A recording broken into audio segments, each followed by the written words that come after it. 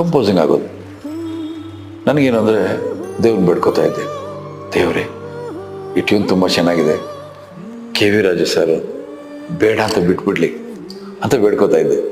ಅವ್ರು ಬೇಡ ಅಂತ ಬಿಟ್ಬಿಡೋರು, ಚೆನ್ನಾಗಿಲ್ಲ ಬೇರೆ ನೋಡೋಣ ಅಂತ ಎದ್ದೋಗ್ಬಿಡೋರು. ನಾನು ಗುರುಗಳೇ ಈ ಟ್ಯೂನ್ ಚೆನ್ನಾಗಿದೆ, ನಾನು ಇಟ್ಕೊಳ್ಳ, ಇದಾ ಸುಮಾರಾಗಿದೆಯಪ್ಪ ಅದು ಅನ್ನೋರು. ಇಲ್ಲ ನನಗೆ ಚೆನ್ನಾಗಿದೆ, ಅದು ನನ್ನ ಸಿಚುವೇಶನ್ ಚೆನ್ನಾಗಿದೆ ಅನ್ನೋರು. ನೋಡಪ್ಪ ನಿನ್ನಿಷ್ಟ, ನಿಂಗೆ ಬೇಕಾದ್ರೆ ಇಟ್ಕೊನಿ ಅದನ್ನ ಅಂತ ನನ್ಗೆ ಕೊಡೋರು. ಈ ಥರ ರವಿ ಸರ್ ಬರೋರು, ರಾಯನ್ ಸಿಂಗ್ ಬಾಬು ಬರೋರು, ಹೀಗೆ ಒಬ್ಬೊಬ್ರು ಒಂದೊಂದು ಟ್ಯೂನ್ ಬಿಟ್ಟಿದ್ದ ಟ್ಯೂನ್ನ ಆಯ್ಕೊಂಡು ಗುಡ್ಡೆ ಹಾಕಿ ನನ್ನ ಸಿನಿಮಾ ಬಳಸ್ಕೊಂಡೆ. ಹಾಗೆ ಸಿಕ್ಕಿದಂಥ ಹಾಡುಗಳು